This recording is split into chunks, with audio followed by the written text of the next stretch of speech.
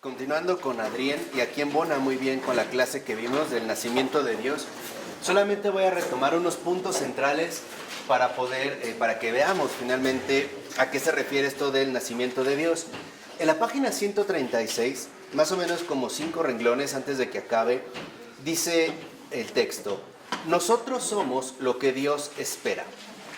Somos aquellos a quienes Dios espera.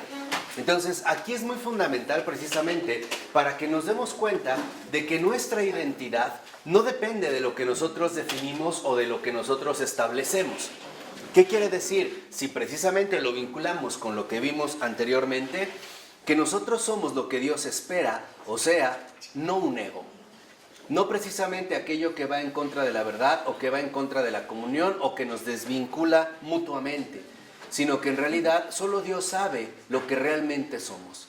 Y es esto lo que Él espera de nosotros.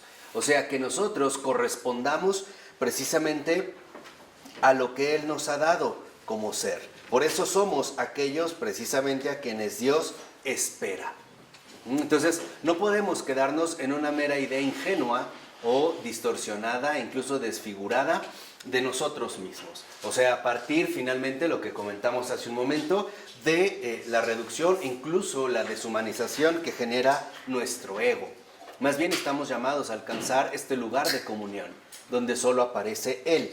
Por eso en la 137, a partir del tercer último renglón, dice el texto: el camino desde el Hijo en la fe a la unidad no es un camino en el que crecemos. Fíjense, que es lo que yo les había comentado hace un momento.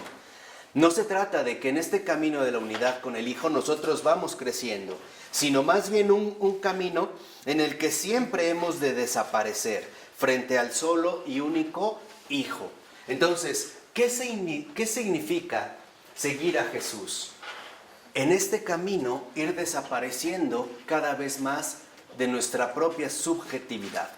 Entonces no estamos llamados a crecer más, sino a decrecer, que es lo que precisamente vimos hace un momento con la cuestión de la muerte espiritual. Ahora, el punto central es, bueno, y en este decrecer, finalmente, ¿no?, que es parte del seguimiento a Cristo, ¿a qué se refiere?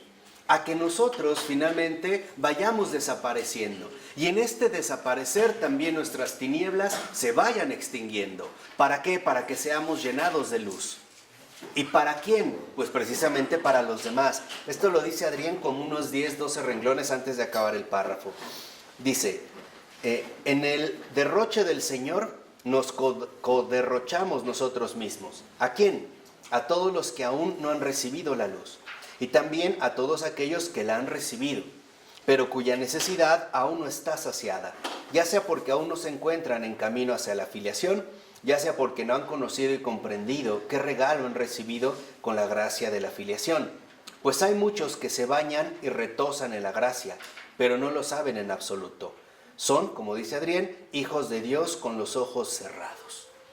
O sea, sí, nos bañamos en la gracia, pero literalmente no somos plenamente conscientes de lo que estamos viviendo.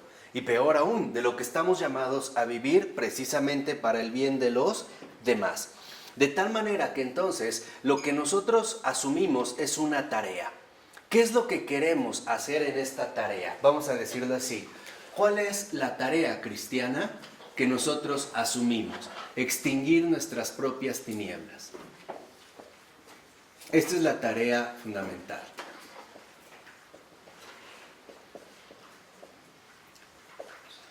Extinguir nuestras propias tinieblas, es decir, la anulación cada vez más contundente y definitiva del ego. De tal manera que entonces, como dice Adrián, esta tarea en efecto, ¿no?, con la cual somos enviados, es un eco de la tarea trinitaria del Hijo. Entonces, por eso es que les decía que el yo es un lugar común. Es precisamente el lugar profundo de la comunión. Y para no incurrir ya más en errores, acuérdense, ya no podemos finalmente mezclar al yo con el ego.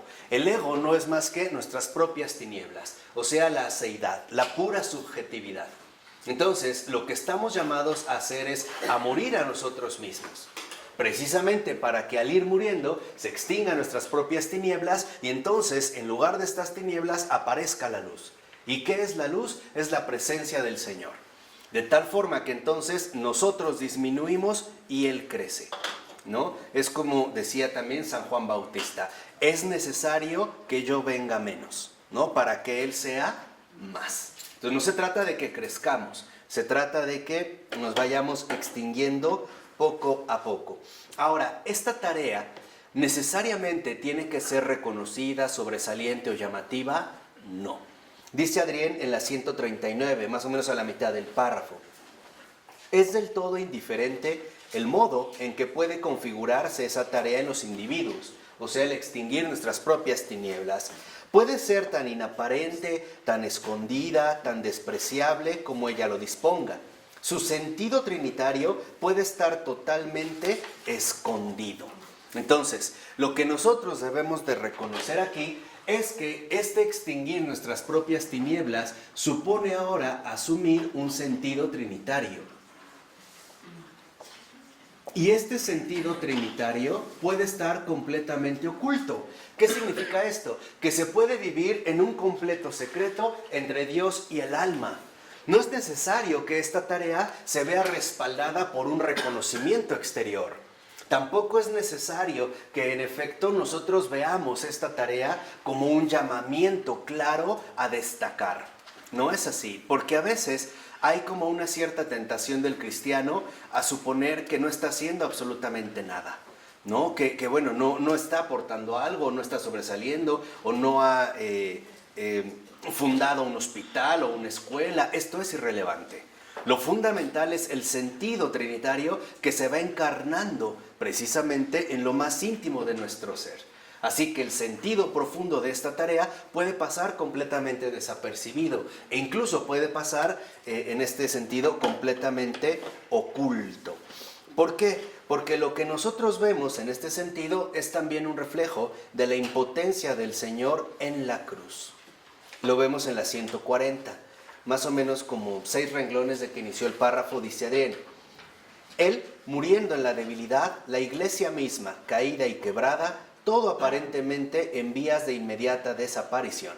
Pero frente a esto, el poder increíble de los cristianos individuales, el poder puesto en manos de los individuos, como el fruto y el exceso del amor del Hijo que muere en la impotencia. Entonces, aquí es donde entra finalmente la paradoja cristiana. Nosotros estamos llamados a morir en la impotencia, es decir, a decrecer, ¿no? A extinguir nuestras propias tinieblas. Y aquí está la raíz esencial del poder cristiano. En pocas palabras, el poder del creyente viene cada vez más de la presencia viva y activa del Señor en su persona. En otras palabras, no es Él quien actúa, es ya el Señor el que se va manifestando. Y esto solamente se puede vivir a partir de esta impotencia. En pocas palabras, a través de la crucifixión.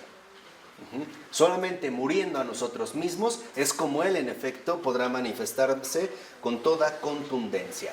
Dice, desde su debilidad que se desploma, nace ese poder excesivo en todo el mundo y en todos los tiempos.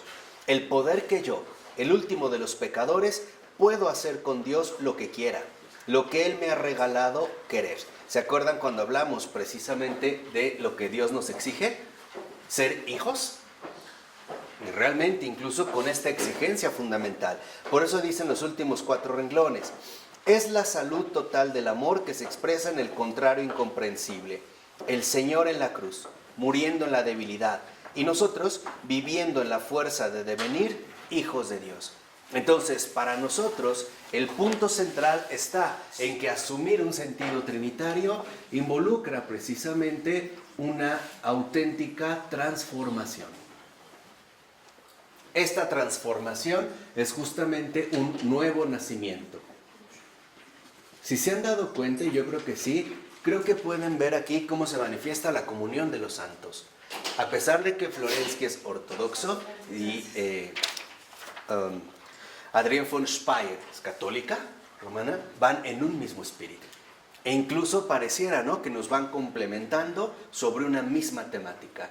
Y es este nuevo nacimiento el que estamos llamados a asumir, o sea, aparecer como lo que realmente somos, hijos de Dios. Entonces, nosotros somos lo que Dios espera. ¿Y qué es lo que espera? Que seamos hijos suyos. Esto es lo que Él espera. No que seamos egos desvinculados y presas del ilusionismo o la prelest que nos lleva únicamente a desapegarnos de la verdad. Por ello no es casual que ahora en la 141, en el versículo 13 de este primer capítulo de San Juan, que estamos comentando con Adrián von Speyer, se titule El nacimiento de Dios. Y el versículo que va a comentar es: sangre, ni de la voluntad de la carne, ni de la voluntad del hombre, sino de Dios. Ahora, precisamente, lo que nos vamos a concentrar es en este nuevo nacimiento de los hijos de Dios. Y van a ver cómo en efecto tiene que ver de manera muy profunda y aguda con la naturaleza misma de la muerte espiritual. Comienza Adrián diciendo: no nacieron de la sangre significa. Fíjense, quiere decir que este nuevo nacimiento no viene de la sangre. ¿Qué significa no nacieron de la sangre? Sin consideración a la generación sexual, la raza, sujeciones de familia, estirpe, tradición, a sucesiones hereditarias, a toda, en pocas palabras, a toda la limitación terrena del fruto por la generación y el nacimiento corporales. Entonces, los que no han nacido de la sangre, estos hijos de Dios, no nacidos de la sangre, lo voy a poner aquí en un primer momento, no nacidos de la sangre, quiere decir que no dependen de las generaciones humanas, ni tampoco de los vínculos terrenales que solemos establecer, ¿no? Lo que nosotros llamaríamos la estirpe. No, estos no nacieron de la sangre. Dice a continuación Adrián: la voluntad de la carne es la voluntad instintiva. Por el contrario, la voluntad del hombre es la voluntad del hombre espiritual, que en el amor no busca la satisfacción, sino la donación seria. Entonces, lo que vemos es que cuando habla de la voluntad de la carne, quiere decir que no son los que nacieron siguiendo su propia realidad instintiva, o en último término, buscando su propia satisfacción, sino que más bien, en este sentido también de la voluntad del hombre, lo que buscó era la donación seria. En pocas palabras, pasar del ego al yo. Entonces podríamos ya aquí entender algo más. ¿Qué significa yo? Significa donación seria. ¿Qué significa ego? Negación de la donación. Es decir, egoísmo. ¿Vamos bien? Por eso vean, dice Adrián: se puede procrear un niño a causa del mero instinto, o sea, según la voluntad de la carne. Se puede procrearlo a causa de una vida matrimonial ordenada en su totalidad, es decir, humana, corporal y espiritual. O sea, se puede hacer como un mero encuentro casual o instintivo, siguiendo la voluntad de la carne, o incluso dentro de un matrimonio ordenado, ¿no? Cristiano. Dice, pero si bien un niño de un matrimonio ordenado es diferente de un niño del puro placer, sin embargo, igualmente el matrimonio ordenado jamás procrea un niño de Dios. Fíjense. ¿Por qué? Porque dice Adrián, un hijo de Dios nace únicamente de Dios. Los hombres no damos a luz a los hijos de Dios, solo Dios mismo. Entonces, no nacidos de la sangre, sino de Dios mismo. Por mucho que el matrimonio sea cristiano, ordenado, la pareja sea creyente, eso no garantiza que van a dar a luz a los hijos de Dios, porque no está en el poder de los hombres hacer nacer a estos hijos. O sea, llevar a cabo el nacimiento de Dios. Pueden colaborar, pero no viene de ellos el resultado. ¿Vamos? Dice al iniciar el otro párrafo: el nacimiento de Dios es misterio. Nadie ha visto a Dios y nadie estaba presente cuando Él generó a su Hijo. Nadie puede asistir a un nacimiento de Dios. Dios da a luz en el misterio. Entonces, lo que vemos es que este nacimiento, los hijos de Dios, también vienen de un nacimiento invisible. No se trata de decir, entonces nos vamos a casar y vamos a rezar 3 rosarios al día, comunión diaria, y entonces haciendo esto tendremos hijos de Dios. No. Nacen en lo invisible, porque este nacimiento de Dios, y es lo que hoy vamos a entender, en efecto tiene connotaciones mucho más profundas de las que pudiéramos suponer. o de las que pudiéramos llegar a imaginar. Por eso dice 5 renglones antes de que acabe el texto, el párrafo. Cuando uno nace de Dios, allí no se presenta más que la desmesura total, lo carente de reglas para los hombres, la pura y absoluta conmoción. Naciendo de Dios, uno es expulsado fuera de Él. Fíjense esto porque es el punto central. Al menos de los comentarios que hemos hecho, a mí en lo personal, este es el que más me ha agradado hasta el momento. Cuando uno nace de Dios, uno es expulsado fuera de Él. Al principio nos puede resultar como extraño, ¿no? ¿Cómo que cuando uno nace de Dios es expulsado fuera de Él? Dice Adrián, es echado fuera, arrojado fuera de la seguridad en que se mecía de Dios. Dice, es como si la mano de Dios, que hasta ahora lo había conducido dulcemente, se hubiese transformado en una corriente de alta intensidad. Recibiendo la vida de Dios, cae al suelo como vacío, como sin espíritu.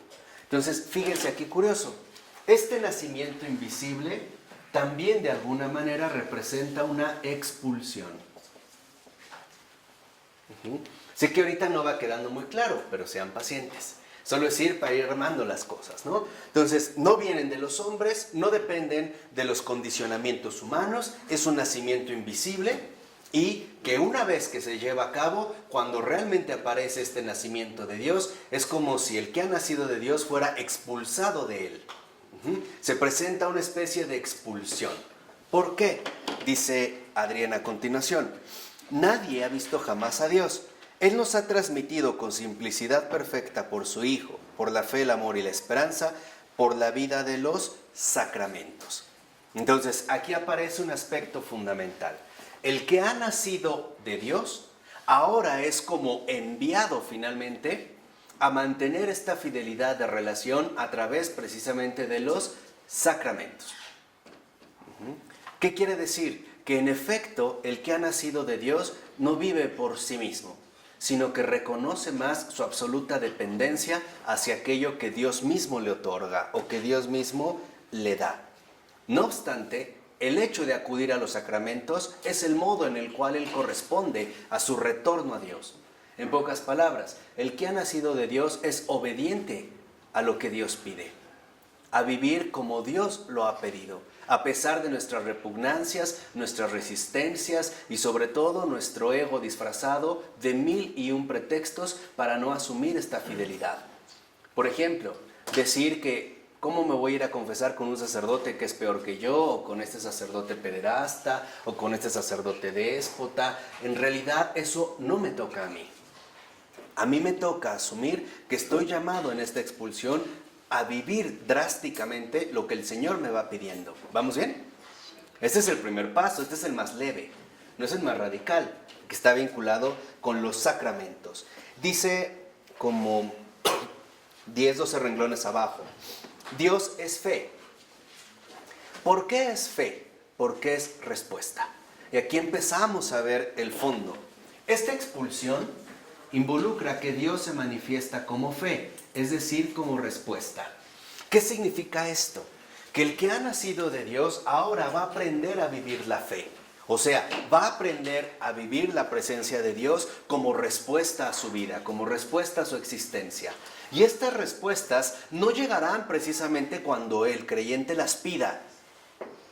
Llegarán cuando Dios las ofrezca. Y por ello es que no solo viene la fe, también aparece la esperanza. Porque la esperanza es consolación.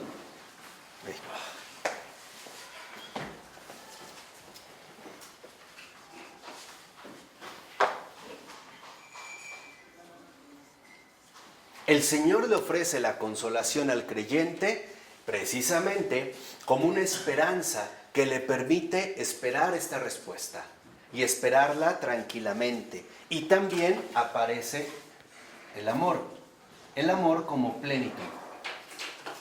Entonces, lo que quiero que vean aquí en realidad, lo que hoy estamos empezando a describir, no es más que la vivencia profunda del converso. Ese es el converso. ¿Quién es el Hijo de Dios? El converso. El que ha tenido una conversión tan drástica que ahora su modo de existencia no es sencilla. Está llamado a aprender a vivir la fe. La fe donde Dios aparecerá como una ¿qué? respuesta, a vivir la esperanza. La esperanza como la consolación que Dios le da mientras esta respuesta llega. Y también a gozar de este amor como plenitud una vez que la respuesta se ha alcanzado. Entonces, lo que debemos de entender es que este nacimiento de Dios es un absoluto misterio, no es algo provocado. Nosotros no podemos condicionar este nacimiento.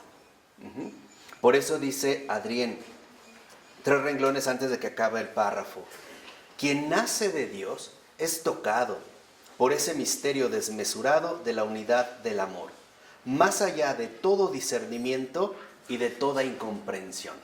Y aquí entra otro aspecto fundamental.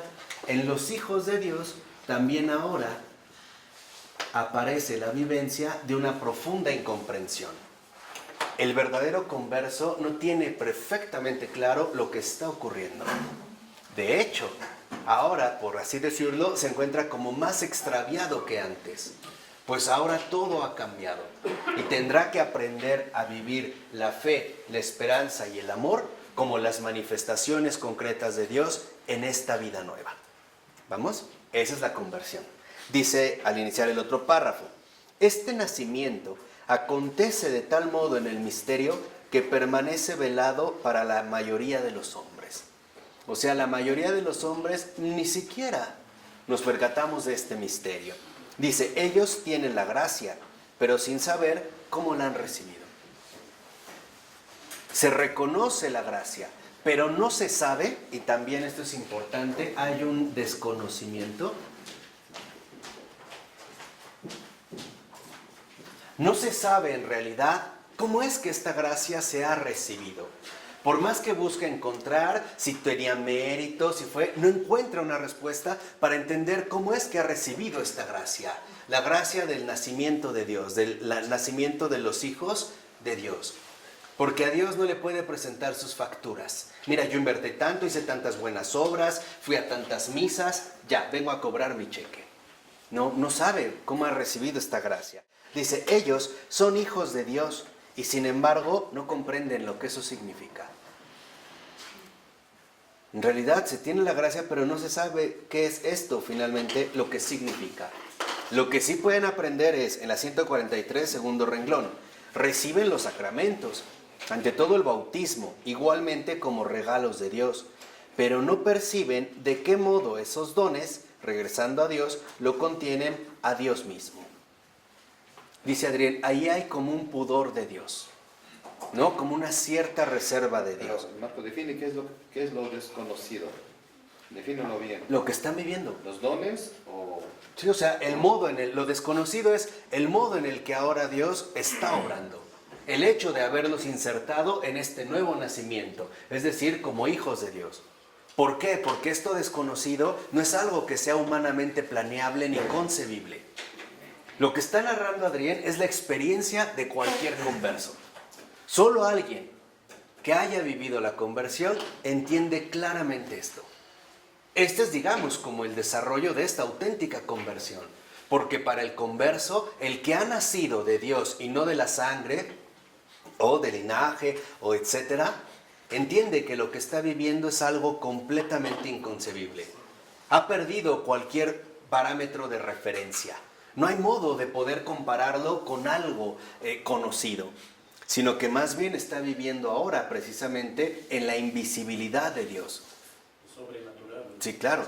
Y aprenderá finalmente a llevar esta vida sobrenatural y no va a ser nada sencilla. Por eso dice a continuación Adrián, algo de la gracia originaria que fue participada Adán. Adán fue generado en el sueño de la creación por Dios y Eva en el sueño de la creación de Adán. El nacimiento de Dios yacía detrás de ellos cuando fueron despertados a la existencia. En ese momento el nacimiento no era un problema, porque el primer caos ya no existía y los hombres aún no habían producido el nuevo caos por la separación del bien y del mal.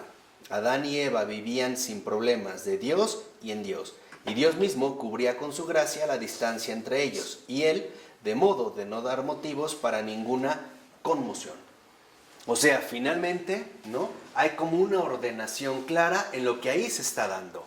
De alguna manera, para Adán y para Eva, las cosas resultaban simples. Pero después ya no ha sido así. Dice, pero cuando se abrieron las fauces del pecado, cuando el hombre se hizo un conocedor de ese caos, cuando Dios le dio por gracia el castigo de parir en el dolor, entonces podía y debía acontecer en el nacimiento gratuito de Dios un estremecimiento infinito. Y aquí es donde entra el otro punto. Además, estos hijos de Dios viven un completo estremecimiento. ¿Por qué un estremecimiento?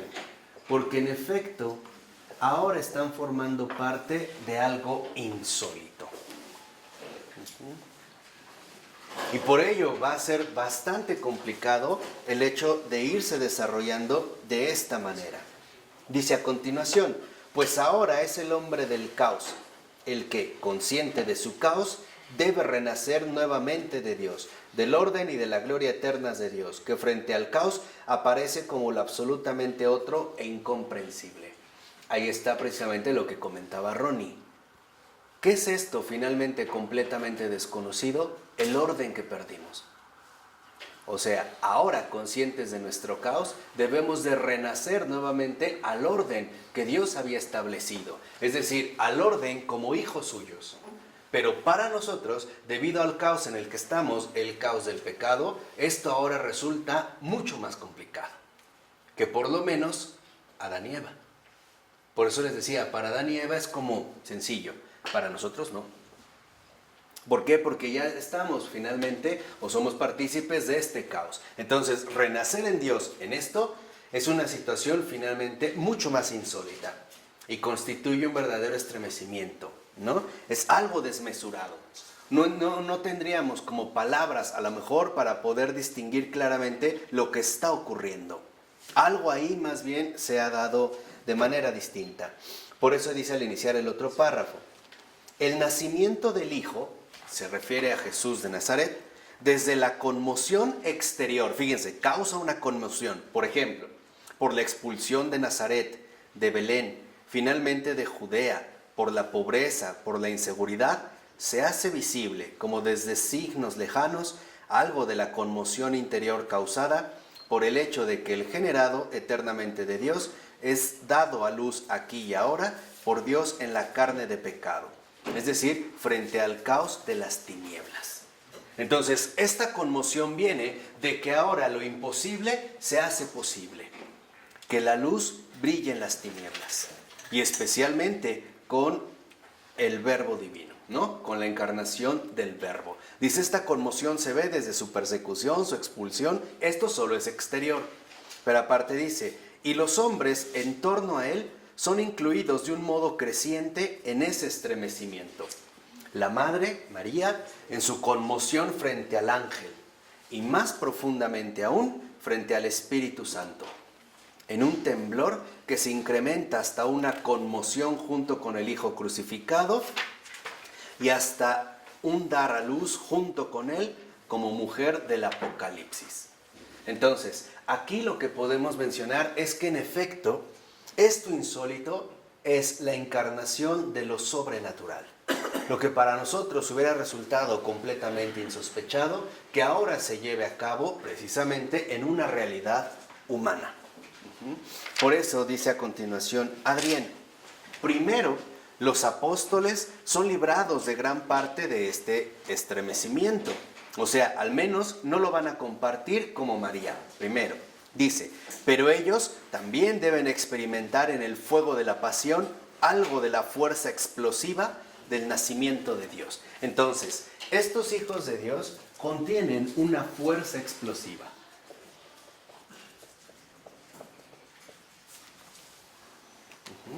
Y esta fuerza explosiva, dice a continuación, para que la fe de la iglesia permanezca viva, Pablo debe experimentar el renacimiento más fuertemente que los 12 en el rayo de Damasco, que hará que a partir de ahora se consuma de celo por Dios.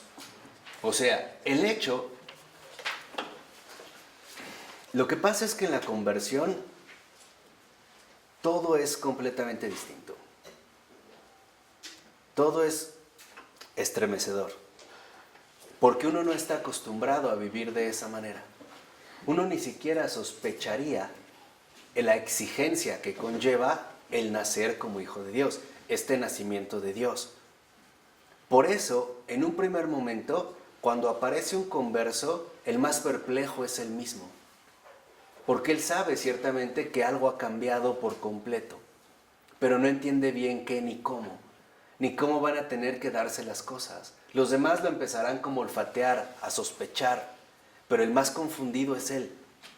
Sabe que tiene la gracia, pero no sabe por qué la ha recibido. Tampoco sabe para qué. De alguna manera está compartiendo finalmente esta fuerza explosiva que trae este nuevo nacimiento y también la incomprensión. ¿Vamos? Por eso dice, al iniciar el otro párrafo, ellos, o sea, los discípulos, los apóstoles, tampoco sentirán el momento del nacimiento, pues está escondido en el misterio más profundo de Dios. Es decir, este nacimiento de Dios viene en lo más profundo, que solo Dios conoce. No es algo que sea visible inmediatamente. Es algo que se mantiene precisamente en el misterio de Dios. Vean lo que dice 3 renglones abajo.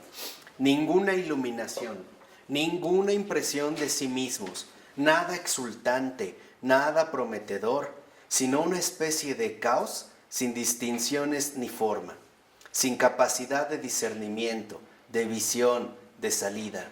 El recién nacido yace ahí, casi como quien ha escapado de una catástrofe, de un naufragio, como un rescatado, un sobreviviente que abre sus ojos y apenas puede reconocer las cosas. Y efectivamente es así. Cuando realmente viene la conversión, como que apenas podemos reconocer las cosas. Y es muy, muy difícil ir asumiendo este nacimiento. Es como si de repente te durmieras y te despertaran en un lugar que jamás hubieras imaginado, con algo completamente distinto, una vegetación distinta, animales diferentes, un idioma diferente, tu realidad distinta, no tienes orientación, no tienes algo fijo a lo que aferrarte. ¿Y esto por qué se da de esta manera? Porque en efecto, cuando el nacimiento viene de Dios, no es algo que el mundo conozca, ni es algo que los hombres sospechen. Ahí sí se empieza a vivir lo que ni oído oyó, ni ojo vio. Y esta situación para el converso es bastante compleja, porque es como vivir ya ahora, haber sido exiliado de la tierra. Es vivir en el cielo y sobre la tierra. Pero lo más curioso, no está en el cielo todavía, pero tampoco ya está por completo en la tierra. ¿Dónde está? Esta es la desmesura. ¿Lo comprenden un poco más? Cualquier converso que nos esté escuchando y ahorita ha de estar sonriendo. Porque, claro, esto es lo que se vive. Es como ya no estar ni aquí ni allá. Es estar en algo completamente desconocido. Por eso les decía, en algo completamente, ¿qué? Insólito. Dice a continuación Adrián, tiene el presentimiento de haber sido trasplantado de un modo incomprensible. No sabe qué pasó. No sabe qué pasó.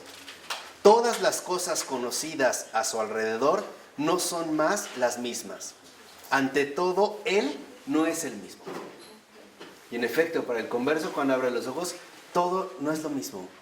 Y especialmente él sabe que no es lo mismo, no es el mismo, pero no sabe por qué, ni cómo, ni para qué, ni qué ocurrió. Tiene que aprenderlo todo nuevamente. Así como un bebé tiene que aprender a caminar, ahora el converso también tiene que aprender a caminar. Y tiene que aprender a caminar en la fe como respuesta, en la esperanza como consolación y en el amor como ¿qué? Como plenitud. Y esto, la pregunta es, ¿no resulta un poco aterrador? Porque ya no ve lo mismo, ni siente. Ya no ve nada. Todo lo conocido ya no tiene referencia. Es como decir, antes ponía los pies fijos en la tierra, pero ahora está como flotando. Es cuando llegan vidas sobrenaturales. Exactamente. Es como no... ¿Alguna vez han estado en el mar o en una alberca donde de repente a lo mejor van caminando y ¡fum! Hay como una bajada y no haces piso? ¿Has sentido como esa inseguridad, como que sabes que hay un piso pero no lo alcanzas, es algo así. Y no obstante, no hay como un piso claro, como que lo que antes te sostenía se ha esfumado, pero no obstante tienes que seguir caminando. Tienes que seguir avanzando. No te puedes detener en lo que antes para ti era lo estable, ¿no? Lo dado, lo establecido. Dice, lo que ha acontecido con él es lo contrario de un crecimiento orgánico, de un progreso, de un aumento. No es que hayamos crecido, es que más bien, ¿no?, se han extinguido todas nuestras anteriores referencias. Dice Adrián, es más bien la inmediata transferencia en un nuevo estado del ser. Entonces, los hijos de Dios como fuerza explosiva son una inmediata transferencia.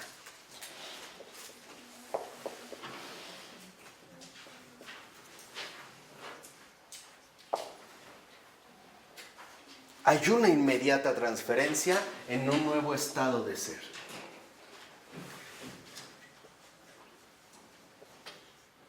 E incluso estos conversos, una de las cosas que también experimentan es el hecho de que los demás lo consideran que se han vuelto locos. Ven lo que los demás no ven, experimentan lo que los demás no experimentan, y los demás empiezan a sospechar. De hecho, van a decir que han quedado locos o que se han vuelto locos. Han cambiado por completo, no han tenido una inmediata transferencia en un nuevo estado de ser. Dice Adrián, ahora debe intentar acostumbrarse a ese estado. Debe intentar acostumbrarse a este estado. Al principio incluso el converso también se pregunta, y eso es muy común, ¿no estaré loco? ¿De verdad pasó? ¿Sí ocurrió?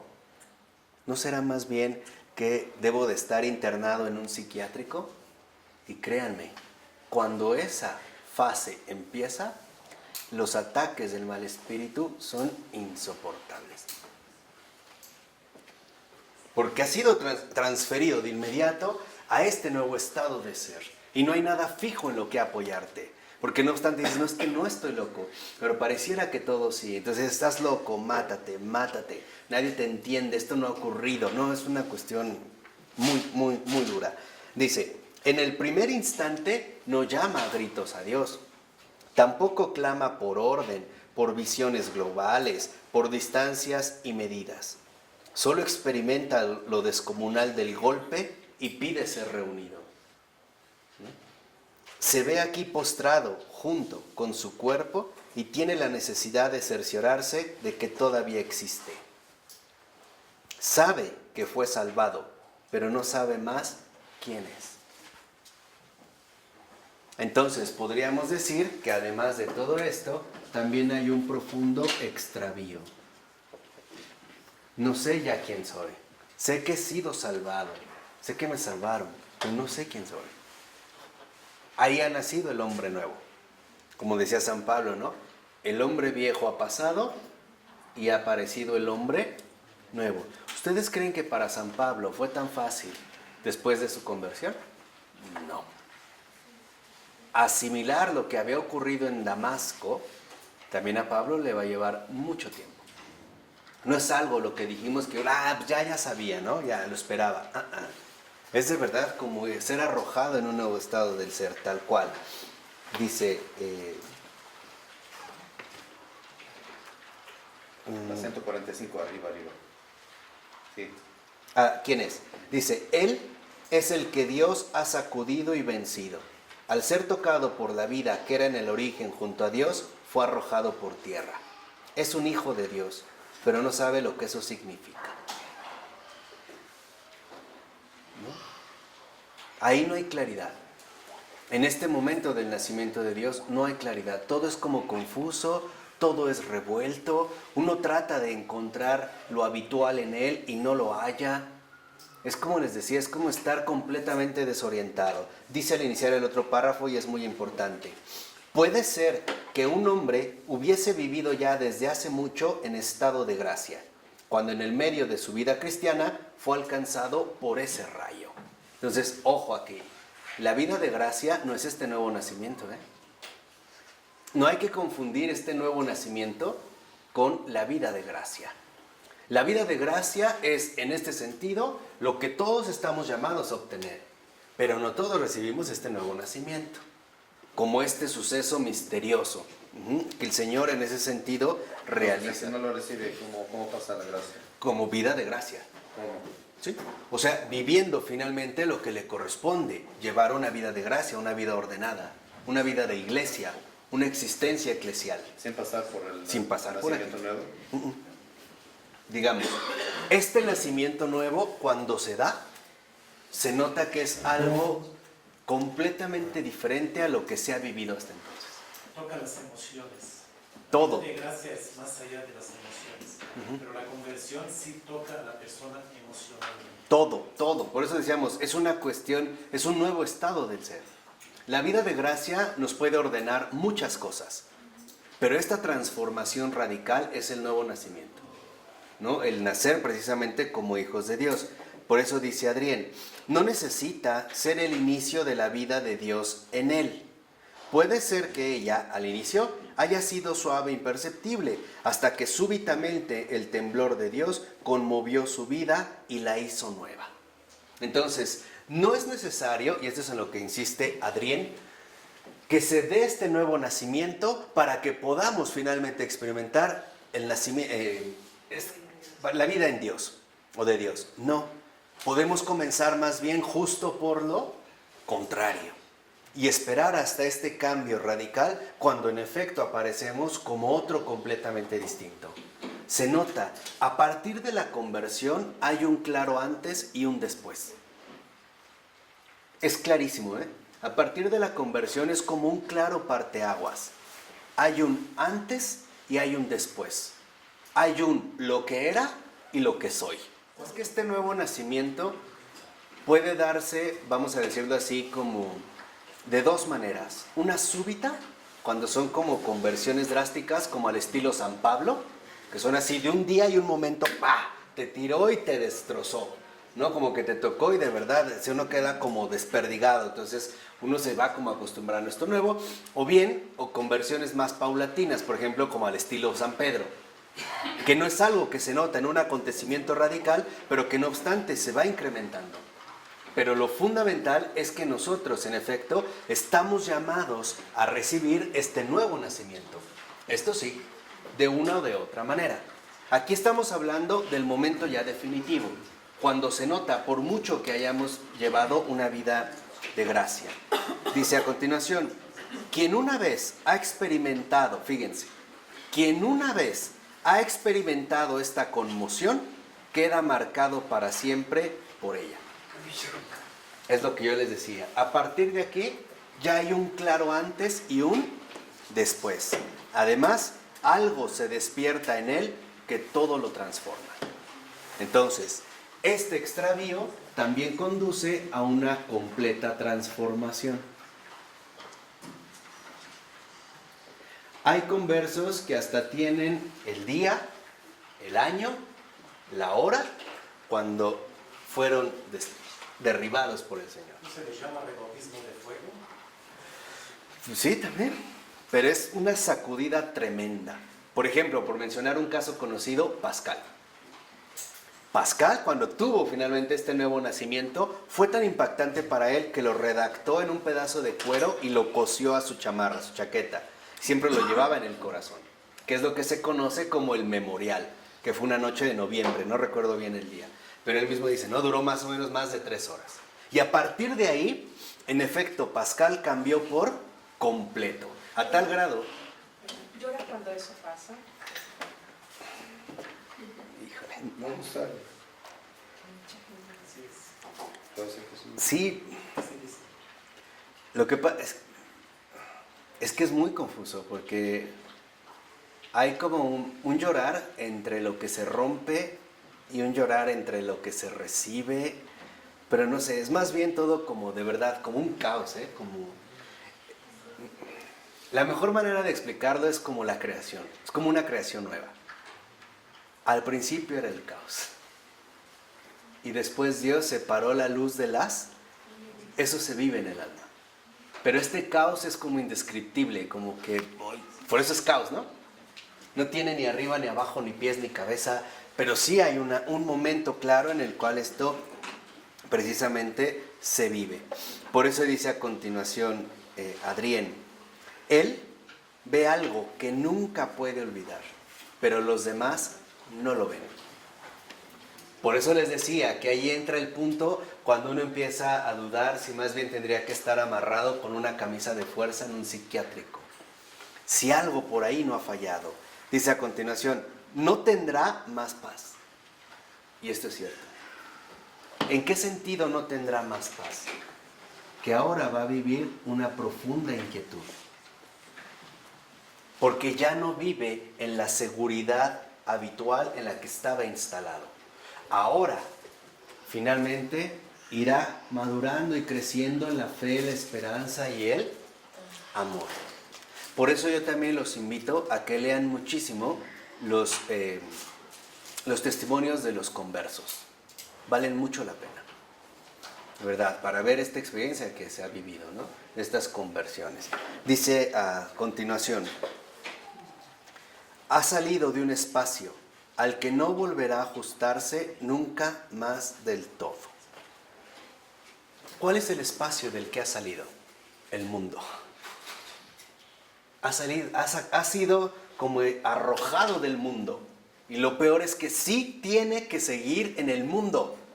El mundo no lo llena, pero está en el mundo. Anhela el cielo, pero no está en el cielo. Y está como desgarrado entre el cielo y la tierra. Está, como yo les decía, arrojado a un espacio en el cual no puede asentar los pies firmemente dados, ¿no? Quisiera estar en el cielo, pero sigue en el mundo. Y no obstante, al estar en el mundo, simple y sencillamente reconoce que el mundo ya no es su hogar. Que el mundo le resulta completamente ajeno. El mundo, simple y sencillamente, ya le resulta hasta como algo extraño. Y esto también, en este sentido, lleva al cristiano a vivir un profundo desgarro interior. Y esto es lo que lo va a ir haciendo precisamente madurar. Por eso dice a continuación, esto no significa que entonces ahora este cristiano es mejor que los demás. Esto no es lo que significa. ¿Por qué? Porque en efecto puede suceder justo lo contrario. ¿Por qué lo contrario? Dice Adrián, la conmoción por la que él ha pasado tal vez le ha depositado una inquietud que no es provechosa para el trabajo habitual, ordenado. Otro, que nada sabe de todo eso, quizá cumple su deber más concienzudamente que él. Entonces, puede ser que en este riesgo, en esta gran conmoción de la que estamos hablando, el que ha recibido este nacimiento, en lugar de mejorar, empeore. Mientras que el otro se mantiene en su vida estable de gracia. En su vida de gracia. ¿Vamos bien? ¿Sí se entiende por qué? Dice a continuación, quizá reza de un modo más parejo, realiza más obras buenas, tiene un juicio mejor y más sereno, más prudencia cristiana en su actuar, más autocontrol. O sea, el converso en este sentido pierde incluso todas estas posibilidades de referencia. ¿Por qué? Porque dicen los dos últimos renglones. Si algo le está prohibido al hombre nacido de Dios, es esto: medirse a sí mismo con lo realizado. Y es cierto, en este nuevo nacimiento, el hombre ya no se puede medir a sí mismo. Entonces no tiene manera en la cual establecer una cierta medida o establecer una referencia. Dice, nada le es más insoportable que la mirada de lo que fue cumplido. ¿Por qué? Porque el que ha nacido de Dios, lo que siempre contempla es su absoluto fracaso. Y reconoce que en realidad no ha hecho absolutamente nada. Que cuando se presente con el Señor va a llegar como un mendigo, con las manos vacías. Y lo único que le va a quedar es suplicar la misericordia del Señor. Por eso dice Adrián, él está como absorto y desesperado por el único pensamiento de lo no realizado. ¿Cuántas veces el nacido de Dios le dice al Señor, Señor, no he empezado a hacer lo que esperas de mí? No he hecho absolutamente nada. Y también brota esa desesperación, porque es real. O sea, se vuelve muchísimo más transparente nuestra auténtica realidad. Ahí no hay para dónde esconderse. Y yo creo que el principal lamento que cualquier converso tiene en su corazón es muy sencillo. Señor, perdóname porque no soy un santo. No he sido un santo, nunca seré un santo. Uno ve la real imposibilidad de que esto se dé, ¿eh? Sí, pero también se da cuenta de lo que ha realizado viene de Dios, no de él. También por eso. Por eso, pero él habla de él, o sea, ya no se identifica con lo realizado, porque para el converso queda claro que esto es obra de Dios, es obra de la gracia, pero él no, él ha fracasado. O sea, finalmente también viene esta experiencia profunda del fracaso. Y son lágrimas que brotan del corazón, porque ante esta verdad no hay manera de poder ocultarse. Dice, solo ve la distancia, la falta total de correspondencia. Entonces, aquí, dentro de este aspecto, también se genera una verdadera desproporción. No hay posibilidad de medirnos. Hay una desproporción radical. Se nota claramente en esta desproporción que lo que nosotros en realidad hemos hecho es nada. Nada, nada, nada. Y esto también genera una verdadera inquietud, un dolor profundo en el alma. El reconocer que de verdad no se ha hecho absolutamente nada. Que estamos más bien siempre reconociendo la falta total de correspondencia. La distancia que nos separa entre él y uno mismo. En pocas palabras, se experimenta literalmente en carne propia el doloroso abismo entre la santidad y el pecado, entre el santo de los santos y el pecador, sin falsas máscaras de religiosidad o de piedad, simple y sencillamente con la cara desnuda, decir al Señor, no he hecho absolutamente nada. Por eso dice a continuación, toda su existencia no es más que la pasión por esa distancia. Ciertamente, otro hombre puede considerarse en verdad un siervo inútil de Dios, pero en la paz de la fe y del amor. Entonces, fíjense, los que llevan una vida de gracia, sí reconocen su inutilidad, pero en la paz, en la seguridad de la fe y del amor. Y dice, intentará muy seriamente, por amor de Dios, mejorarse a sí mismo. O sea, son los que en realidad no experimentaron este nuevo nacimiento que nos lleva a una falta total de correspondencia. Entonces dicen, pues sí, soy pecador, soy el siervo más inútil, pero le voy a echar ganas. No los desgarra. Dice, por el contrario, aquel ve en todas sus acciones solo paja, cuyo lugar es el fuego. Vean la diferencia. Uno todavía lo sobrelleva cómodamente. El otro, el nacido de Dios, ve en realidad en todo lo realizado paja, cuyo lugar es el fuego. Su fe tiene la forma de la imposibilidad y su amor la de lo inalcanzable. Él vive de esa flama de la imposibilidad, es la fuerza creativa en él. Entonces, justo por esta imposibilidad, la fuerza creativa de este nuevo nacido lo lleva a inflamarse de una medida desmesurada. Ya no está, digamos, limitado a llevarse las cosas tranquilamente, según su parecer, sino que en pocas palabras experimenta la total falta de correspondencia entre la gracia y su pecado, entre Dios y él como criatura. Y esto también inflama el corazón de una especie de gratitud dolorosa. Agradecemos lo que el Señor ha hecho, pero también sufrimos porque sabemos que no merecíamos eso. No es como una situación enteramente cómoda. Por eso dice a continuación, lo que no quiere decir que esto actuará siempre de un modo fecundo y bueno. O sea, que todos los efectos son queridos por Dios. ¿Por qué? Porque quizá el abismo entre el sentir y el actuar, dice Adrián, se ha hecho demasiado grande. ¿Cuál es uno de los riesgos fundamentales para el converso? Y esto sí hay que mencionarlo porque es fundamental. Cuando no se tiene la compañía de un buen director espiritual, sucumbe a la desmesura entre lo sentido y su obrar. En pocas palabras, es muy probable que se corra la tentación de sucumbir a la desgana y al desánimo.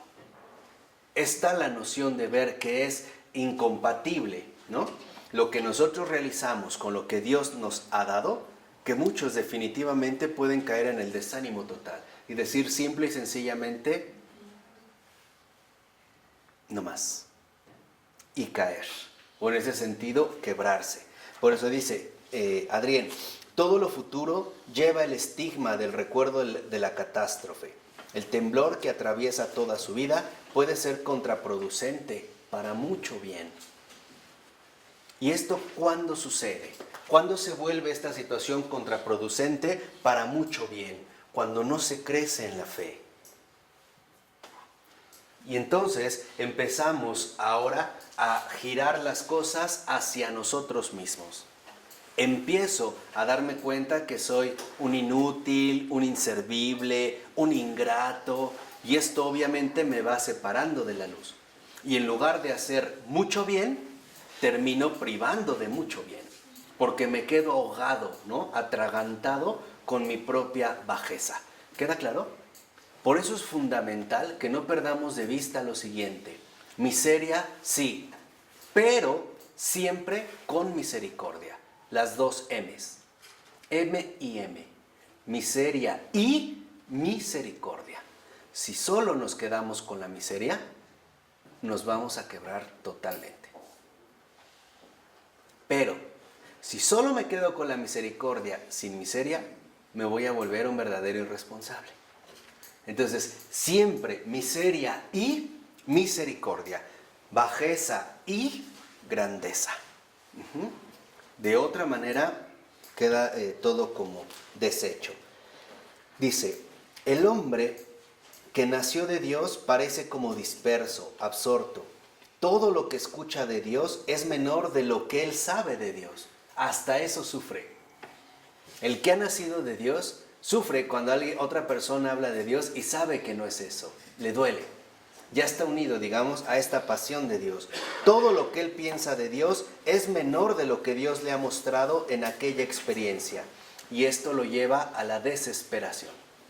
Justamente, ¿por qué? Porque estamos hablando de esta gran desproporción. Todo lo que se oye hablar de Dios en realidad es poca cosa. Y esto duele. Es como si tú escucharas que una persona habla mal de otra que tú conoces bien. ¿Te dolería o no? Imagínate tratándose de Dios, que has tenido esta experiencia, ¿no? Y todo lo que tú puedes pensar de Él que es bueno, en realidad dices, no. O sea, no tiene nada que ver con lo que Él está manifestando en mi vida. Y esto desespera. Porque sí, de verdad es un dolor espiritual muy, muy particular. Dios nunca los ha hecho llorar por un regalo que los desborda por completo. Que lo único que haces es llorar. O sea, ni siquiera puedes decir gracias. Y cuando sientes esta desproporción, que lo peor de todo es que dices, sé que no lo merecía y me lo dio así. Sobre todo a través de las relaciones que establecemos, ¿no? El saber que una persona estuvo dispuesta a compartir su vida contigo, ¿no? Yo creo que ahí hay una gran desproporción. Y esto debería de generar muchísima gratitud. Por eso dice a continuación, Él no quiere más mirarse a sí mismo. Él vive del hecho de que Dios siempre es el mayor. Fíjense, el nacido de Dios ya no quiere mirarse para nada a sí mismo. Él solo vive de un simple hecho. Dios es siempre el mayor. En pocas palabras, aquí sí, Dios lo es todo.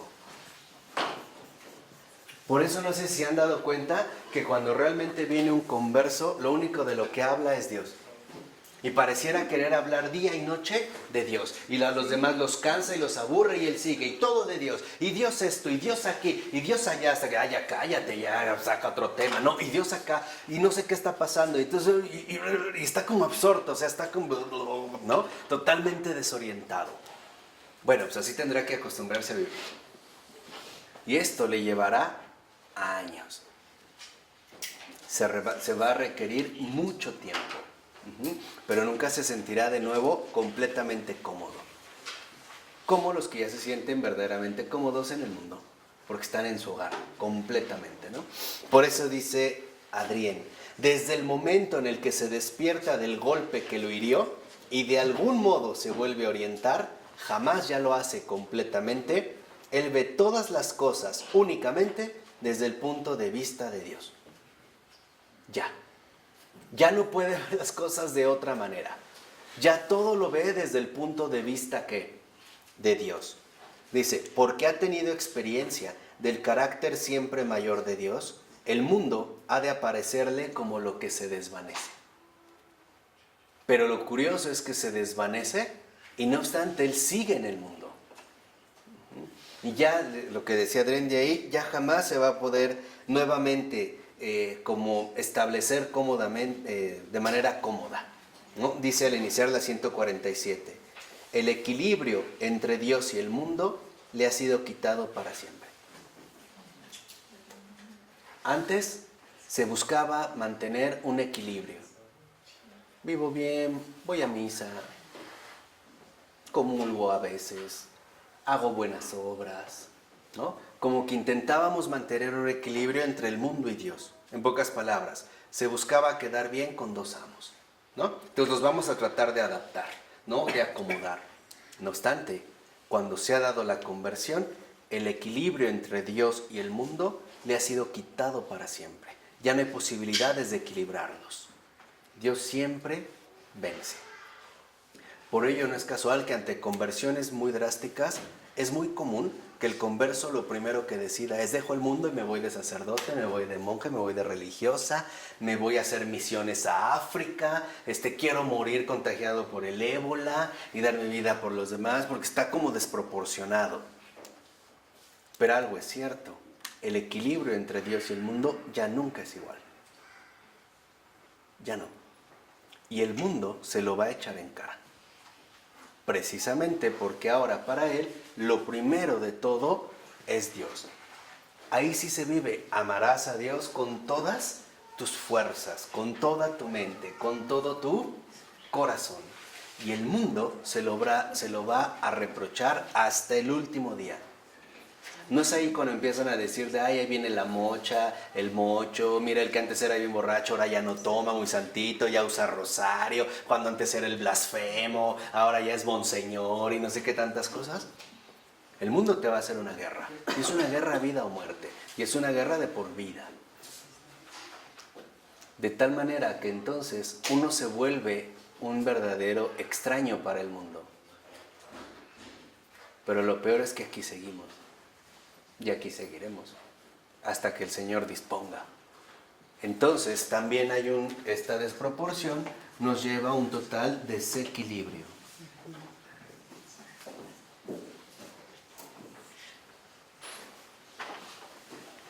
El mundo nos vomita y nosotros besamos el mundo. El mundo nos escupe y nosotros seguimos en el mundo. El mundo nos maldice y los hijos de Dios bendicen al mundo y al mundo entero. ¿De acuerdo?